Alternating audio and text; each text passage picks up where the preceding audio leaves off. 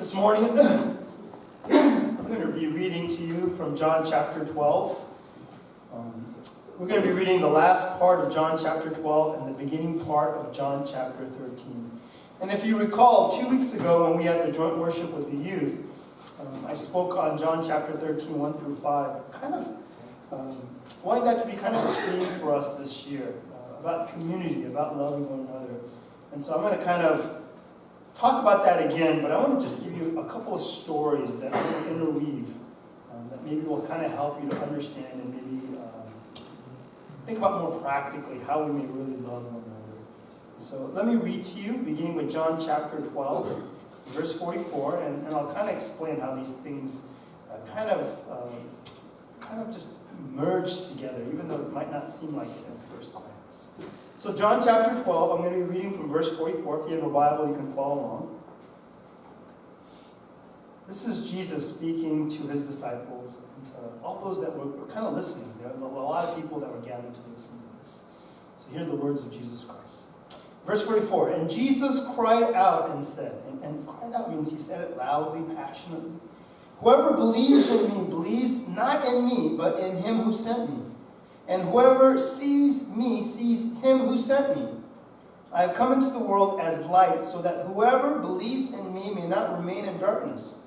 If anyone hears my word and does not keep them, I do not judge him, for I did not come to judge the world, but to save the world. And the one who rejects me and does not receive my words as a judge, the word that I have spoken will judge him on the last day. For I have not spoken on my own authority, but the Father who sent me has himself given me a commandment, what to say and what to speak. I know that his commandment is eternal life. What I say, therefore, I say as the Father has told me. So, and these are the words of Jesus. He's speaking it passionately to those that are following, that are intent, that think he's the Messiah, that believe it. They don't fully understand what he's going to do. He's going to die on the cross, but they're following after him with great expectation. So these are the words that Jesus speaks. And then he gathers his 12 disciples, and at the Passover feast, he's in an upper room, and here's the behavior, the action that he does, beginning with verse 13.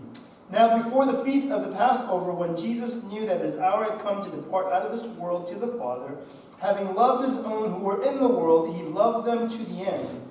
During supper, when the devil had already put it into the heart of Judas Iscariot, Simon's son, to betray him, Jesus, knowing that the Father had given all things into his hand, and that he was coming, and that he had come from God, was going back to God, rose from supper. He laid aside his outer garments, and taking a towel, tied it around his waist. Then he poured water into a basin and began to wash the disciples' feet and to wipe them with the towel that was wrapped around him. Amen.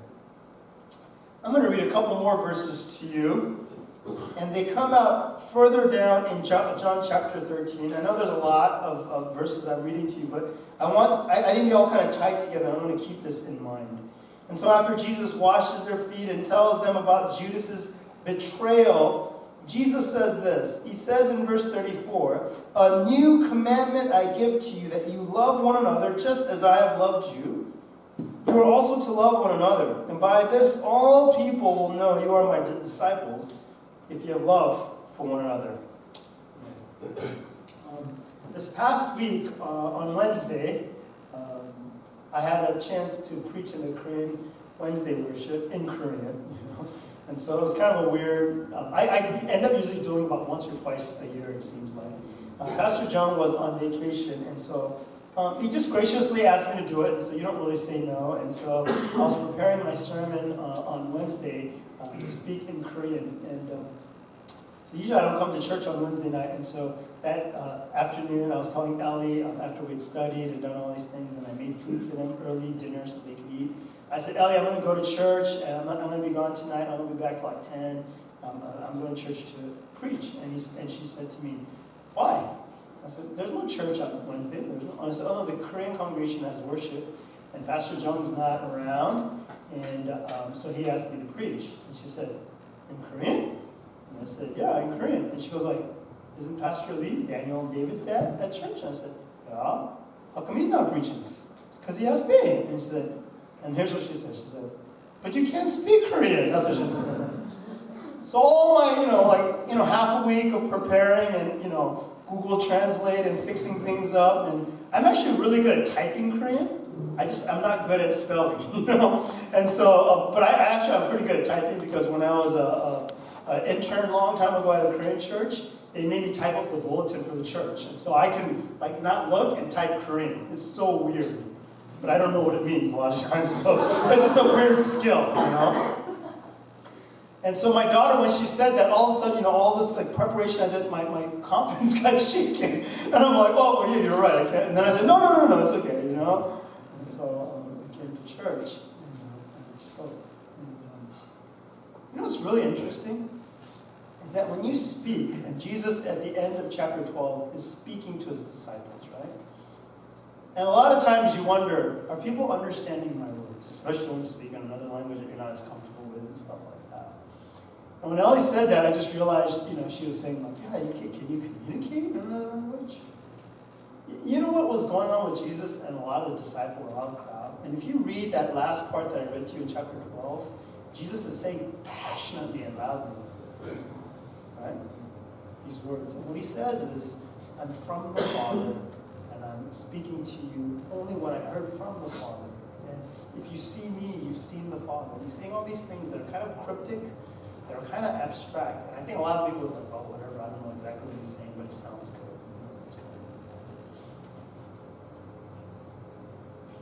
But Jesus so passionately wanted to communicate.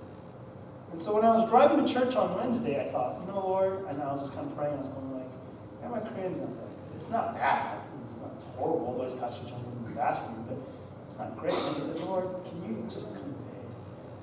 Because I really care about our Korean congregation too. I just don't have a chance to interact with them as much. And so I want to just convey. I want them to understand. And so I kind of understand Jesus' heart here. But the next thing that happens in that passage is what John juxtaposes after Jesus says these passionate words to this crowd. He has his disciples, and then he shows them the heart of God the Father. He shows them the heart of God. I think too many times we talk about, and I preach every Sunday to you guys, and you get a chance to hear it, but today I kind of want to shift away. I want to focus what Jesus is doing. Through his words, he was trying to explain to the people that if they see him and the way that he acts, you're actually literally getting to see God the Father.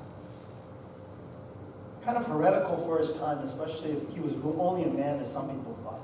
But indeed, he was God.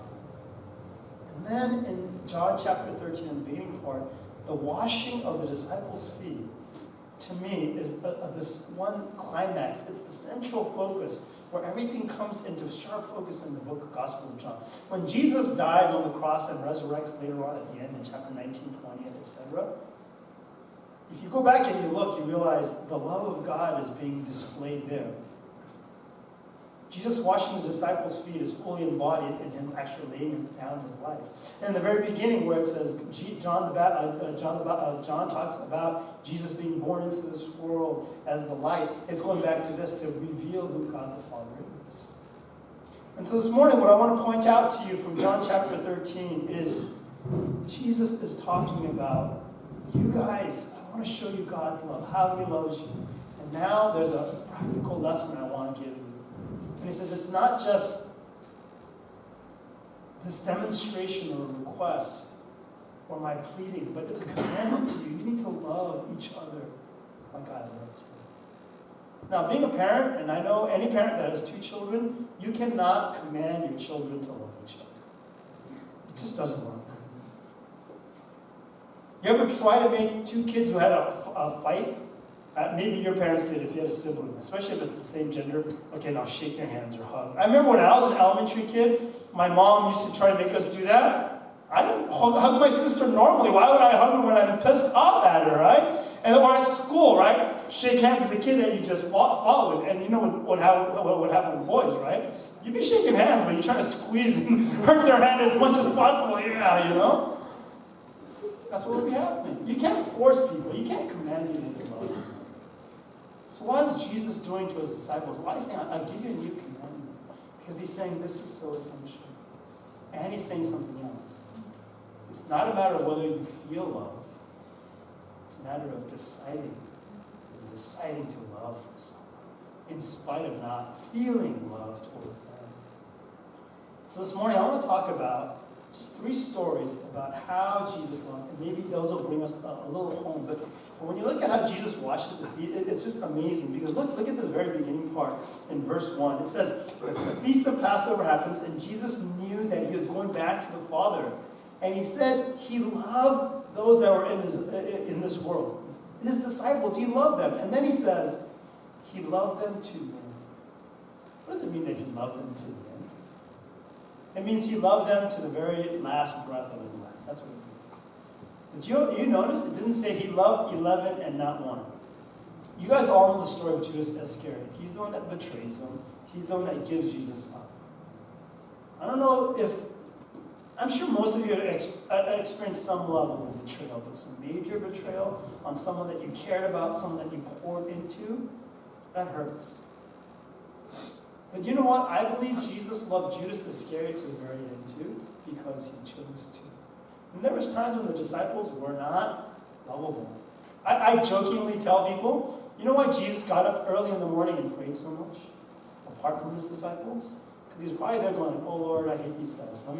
Help me to love them. Because you know why? As a parent, what I learned was, sometimes I wake up in the morning after a rough day with the girls, or when I'm like, Lord, help me to love them today. Sometimes they're incredibly lovable. You know when your kids are the most lovable after you've had a hard day with them? When they're sleeping. That's when you're looking, wow, you know? I remember a few times when they were younger and they got disciplined, they got in trouble, and then afterwards you go into their room, because you feel a little bad for yelling at them, and you see them just sleeping, not a worry in their face, and you're like, I can't be like that all the time, you know?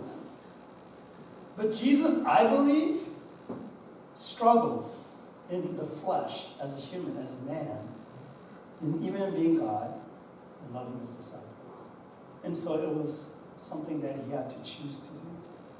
And to love someone to the end means this. The way that Jesus loved us was with a persistent, committed love. I think everybody understands, even from a secular person, even if you're not a Christian, you understand that love is supposed to be eternal.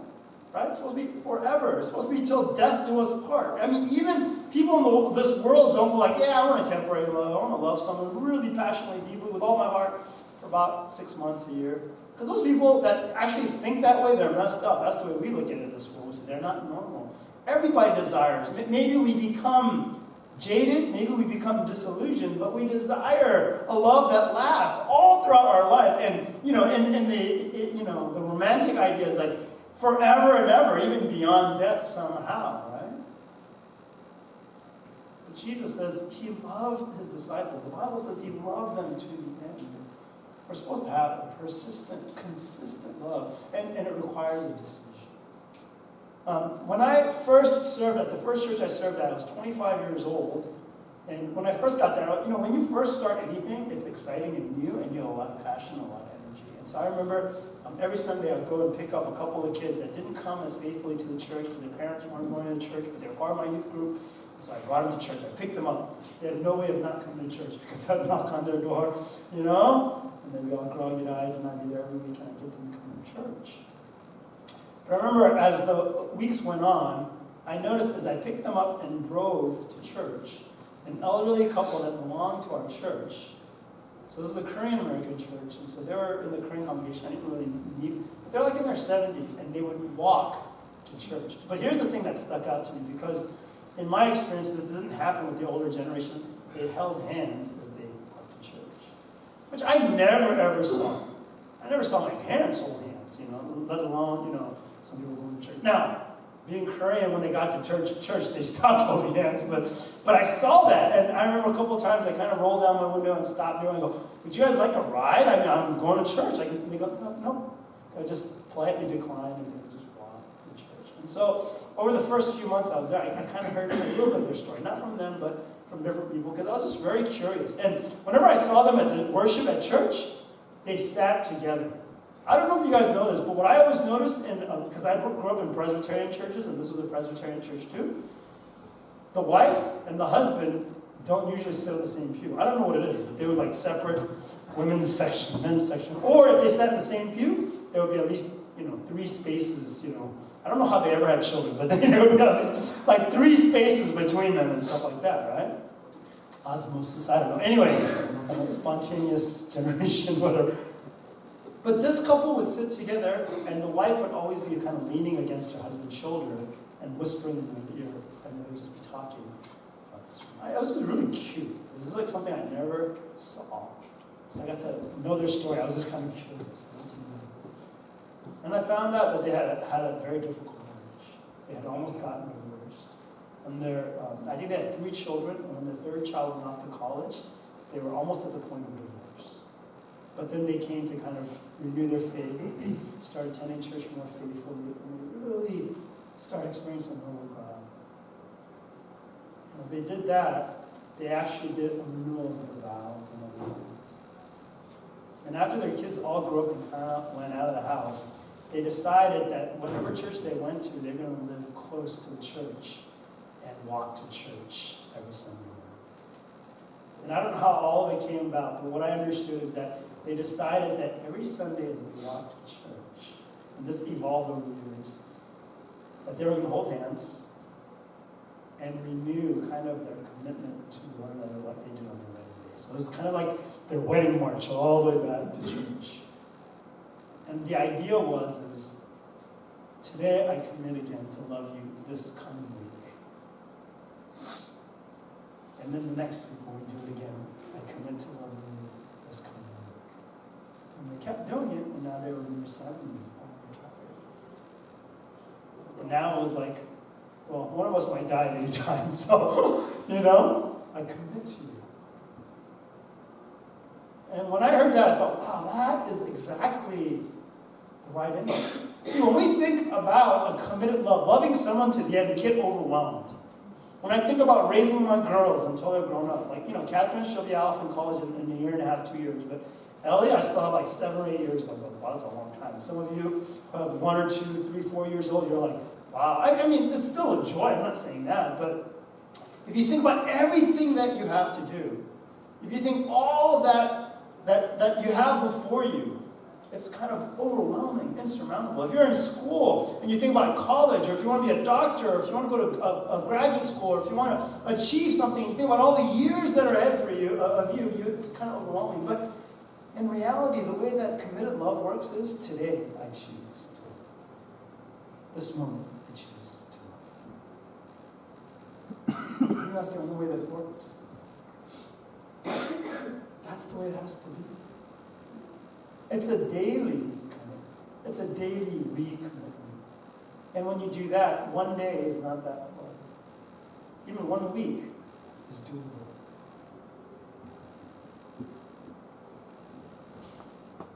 That's how we get through. And so the first thing that I want to tell you, the story that I want to tell you is Jesus had a persistent, consistent love. And sometimes he needed to get away from his disciples, but he chose and recommitted each time, each day, I believe, to love them. That's why John says he loved them to the end, even though there were times when we were unloving. The second part of it that's interesting is it says in verse 3, Jesus knew that the Father had given all things into his hand, and that he had come from God and was going back to God. And then verse 4, he rose from supper, he laid aside his outer garments, and taking a towel, he tied it around his waist. I'm going to stop right there. The second aspect of the way that Jesus loved his disciples was not just this committed, persistent love. It was a sacrificial love. And we know Jesus died on the cross for us. But sometimes big gestures are easy. Like to say, I will die for my wife, or I'll lay down, I'll give my kidney, or I'll give whatever, I'll give everything for my kid. But then sometimes the little things are the hard things. And so what was going on is, here's Passover. It's very significant, the feast of the Jewish people. It's the reminder of them getting delivered out of slavery from Egypt. And so this is a huge feast, the high feast, the biggest feast for the Jews. And so they're all gathered together, and they're all probably eating good food, and they're all having this amazing time together with Jesus. And probably think this is the best Passover ever, but no one thinks to wash the other people's feet. And so what would happen is, you guys know, I've said this many times, but feet washing was significant, especially for the host, to do for the guests. But no one was quote unquote the host here because they were all like, mutual friends already. And they weren't wealthy enough to have a servant do it, so nobody wanted to do it. So they started eating without their feet being washed. And so in the midst of supper, Jesus gets up and says, okay, no one's going to do it, I'm going to do it. And if you look at another gospel, Peter, when Jesus comes to Peter to wash his feet, Peter, and probably he went to Peter first, Peter says, no, Jesus, you're not washing my feet. And then, Jesus says, if I don't wash your feet, you have nothing to do with me. So then Peter allows, there's more to it than that. So I think that's why none of the other disciples complain either. But I'm sure all the disciples are probably like scandalized. No, Lord, you're not going to wash our feet. Because you're the Lord, we're the disciples, you're the master, we're the servants.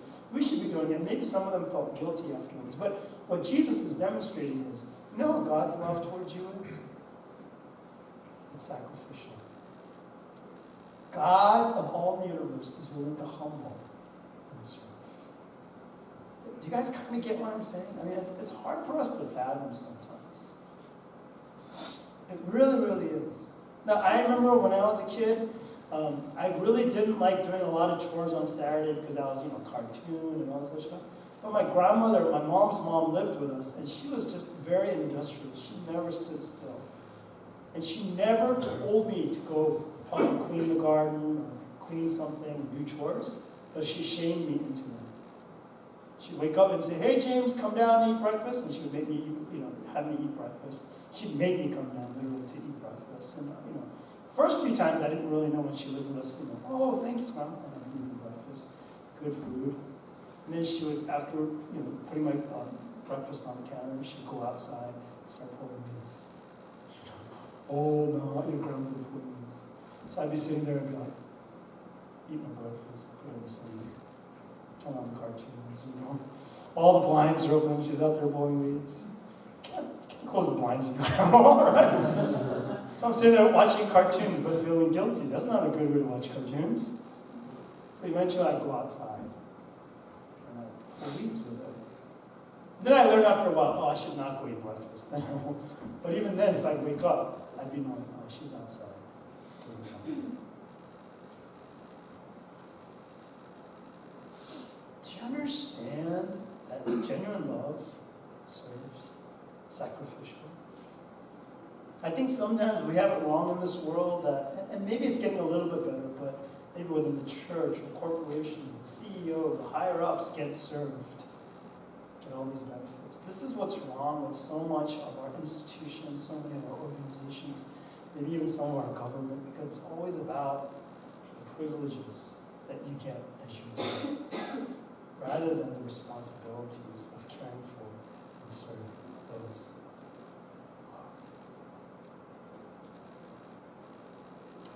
A number of years ago, I was reading a book about parenting, and this guy, he wrote an amazing book about being a dad. And one of the stories that stuck with me, and I want to just tell you, is this amazing story. So their family had a family motto, and so I thought, we're going to steal that, but it never really took off in my family. But in his family, the motto was, love is action. In other words, love is something you do. That was it. And so he taught this to his kids from a young age, and him and his wife, they demonstrated it. And even when they didn't want to do something, they would say, no, love is action, let's do it. Let's serve each other. Let's serve other people outside our church. Let's serve our grandparents. Let's serve our neighbors. Let's do all these things. And so one day, on a Saturday morning, his older daughter was 8, and his younger son was 5, Helen and Brandon. And so the wife kind of shooed them out, get out of the house, and take the kids with you so I can have a little break. And so he took them to Sears. You guys remember what Sears is? I work at Sears, but he went to Sears, and they went to do a little shopping. He's going to get some stuff to fix up the house. And of course, as they pull into the parking lot, what's there? A big old truck with a little bit of fence all the way around with a petting zoo. A traveling petting zoo. So the kids look at the dad. Have you ever done that with your parents? Usually when I did that with my parents, they'd say no. We kind of move on. But he graciously gave them each a quarter. He's like, go, have fun, and then I'll come back and get you after the chores. So they both are crazy. They both love little animals. They run off, and they're running off towards that. Back then, you can send off your 8-year-old with your 5-year-old, and wouldn't think anything of it back then. So he went into Sears, and then after a few minutes of walking up and down the aisles, thinking, wow, this is good for me too. And there was his daughter, Helen, was following after him. And he thought, she'd rather be with me than at the petting zoo. And then he looked back at her more carefully and realized that wasn't necessary. So he said, what's wrong? What's wrong? And she said, oh, it cost 50 cents, 25 cents. So I gave Brandon a quarter. That's all he said. And so he said his first instinct was to reach in his pocket, grab out, 50 more cents, give it to her, and say, good job, daughter, love is actually gone. That's what his first instinct. But then something in the back of my mind said, no, you're going to take away her action, her opportunity to just love and sincerely love her. And so he went through the whole errand with her, checked out, and he went, and the younger son was still petting animals, going crazy, and they both leaned up against the fence. And he just kind of sat there quietly, didn't say anything to her. After he says, burning a hole in his pocket, he just kept looking at her. And when the son was all done, he said, okay, let's go. Let's go. And he shared the story with his wife. And so that evening, or the day after, the family meeting, two kids, and he said, oh, Mom and I decided we're changing the family motto. And Helen said, what? What do you mean? He said, well, we learned something. And I shared with your mom and your mom agreed. So we changed our family model when they kind of unveiled it. It was on a chalkboard. Love is not action. Love is action is not changing. We're adding a word. Love is sacrificial action. And we learned it from them. See, love is costly. It costs something. And I think this is where we kind of forget, because we don't want it to cost. We want to give what we want to give, but we don't want to give and not return and not receive. We want it to be two ways. And yeah, I understand that. That's ultimately what God wants too. But there's times where you're going to love people, and it's just going to be taken advantage of. But if we love this way, then we love the way God loves. And there is something that the Holy Spirit can do. So love is this persistent commitment thing that Christ does and shows. And Christ's love and God's love is also sacrificial to the point of death. And the final thing that I want to point out to you, he not only gets up and serves and sacrifices his position, his pride, everything. He goes, and then what does he do? He's doing foot washing. And I want to point this out to you. The foot washing is physical. It's, it's this real thing. But there's another aspect you have to understand about it that's so important for us as Christians. Foot washing is about opening up. It's about honesty, about vulnerability. Why does Peter say to Jesus, no, you're not going to wash my feet? Because he's embarrassed to show a broken, a dirty, a sinful part of himself. And a lot of times people at church, we don't want people to know. When people ask you, how are you doing? You don't want to tell them. You don't want people to look down upon you like, oh, look, weird at you. I know so many people within the church that used to attend church and then they had a divorce or they had some issue that they were dealing with. And because of shame, because other people might find out or have found out, they leave the church. That's not the way it's supposed to be. See, the final part that Jesus demonstrates about love is not just, he doesn't just look at the people. Yep, yours are pretty smelly and dirty. He doesn't rate them 1 to 12. Okay, Peter, you're the number one. He doesn't do that. He actually takes their feet and then he gently washes them, cleanses them, and wipes them dry. Christ's love is restoration, it's restorative. See, we're not in the church. Our thing is not just to confess our sins one to another. Hey, man, like in discipleship, I know some of you guys went through. We share. The men and the men and the women and the women. We share. I open up all my stuff too. And it's not fun, and it's not something I'm proud of, but it's something I do. Why? Because without revealing, you can't be restored. Without the doctor cutting open and getting to the heart of whatever needs to be cut out, it cannot be restored. And so the church, we want to have confession. We want to be real with one another. Not just to say, hey, you're a sinner, I'm a sinner, and we'll just all kind of slide over. It's not like, we go to the doctor, we go to the hospital and say, hey, you got cancer, I got cancer. You got this issue, I got this issue. You've got illness, and I've got illness. Let's all be sick together. It's not what the church is about. The church is about now helping one another because we now have the power through Christ to bring healing. That's the amazing thing. Here's the thing about foot washing. It's not something that you do once and you're done with forever. See, we have a few sacraments in the Bible. We have baptism. We have the Lord's Communion, the Lord's Supper, the taking of the bread and the wine. Though we use juice now.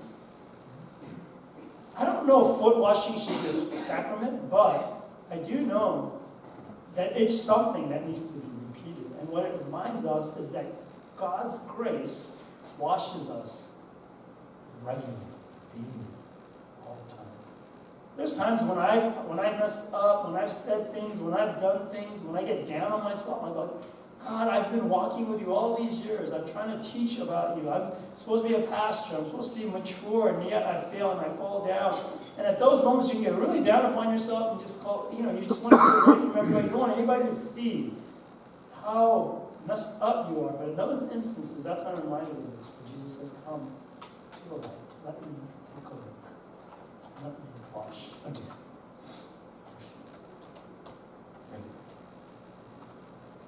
Doesn't mean that we take that for granted, but we thankfully remember it's not by my actions, it's not by my works, but it's by God's grace.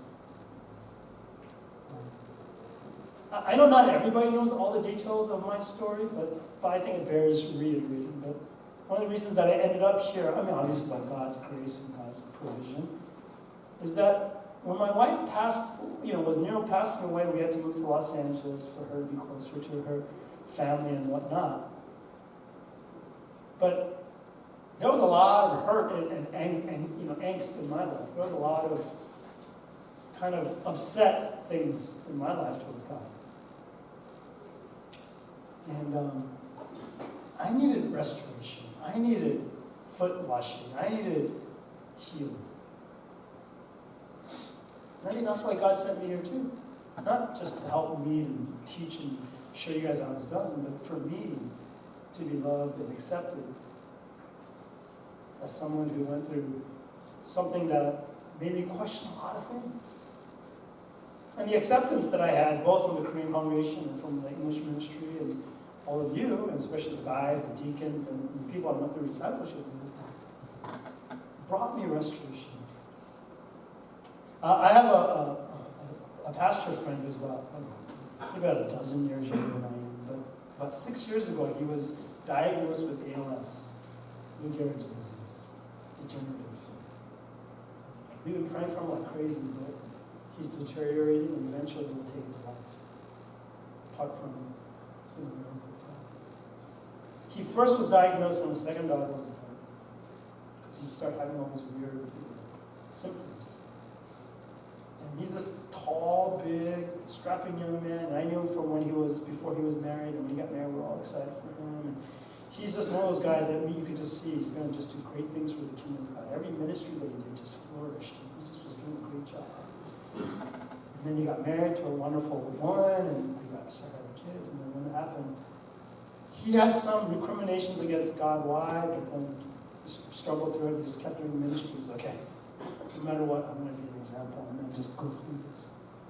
But then there was a time when he finally broke down. When he broke down was, as he went along, he got confined to a wheelchair, and then he got to a place now, he's getting worse now, but where he could no longer use the restroom on his own. You guys know what I'm talking about? Basically. And at that time, he began to shut his wife out. He said, look at him. All his abilities and all him serving other people and loving other people and caring for other people and listening to their problems, he's really good at that. But he couldn't let other people in, and he started shutting his wife out.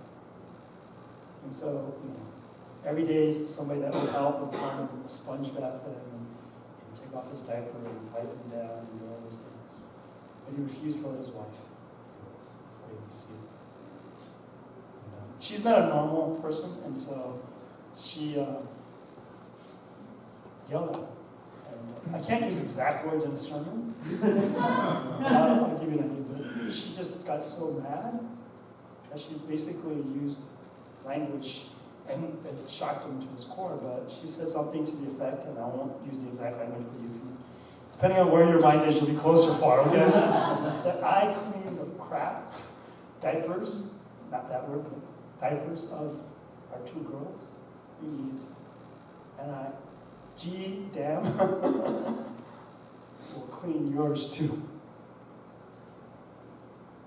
And then she left the room. And he's like, sat there and he started just crying. And it took him a little bit of time with God to just break down and say, you know, God, I have to allow her to minister to me, to see my frailty, my brokenness that I need, because I realize that I do. That's how I receive things from you. Do you guys understand what I'm saying? And I think that's part of what I went through too. When I lost my wife, until then, I'm the one that always had it together. I'm the one that's counseling people who are getting divorced. I'm the one that's counseling people who are having, loved ones pass away. All these things, and all of a sudden when it happens to you, you're like, here's how you do it. Just deal with it. No, there's a point where you have to just say, oh, it's time for others now. Do you guys understand? Jesus is saying we need to love one another, not just love others. He doesn't say just love others. Let them serve, love you as well. There's a mutuality. And this is why I believe that everybody has seasons where they're going to go through some major difficulties. Because God wants you to understand His grace, His love for you. I just want to encourage you guys. You see, Jesus knows He's going to go die on the cross. He says, I want you to learn how to love. Not just in a worldly way. That's beautiful. It's of God. But it's not the fullness of love. The fullness of love looks more like this. And in this one little snapshot, if you just dwell on this imagery for a little bit, I think you'll be overwhelmed. I think you'll begin to understand. See, we're always touched when we see incredibly sacrificial love.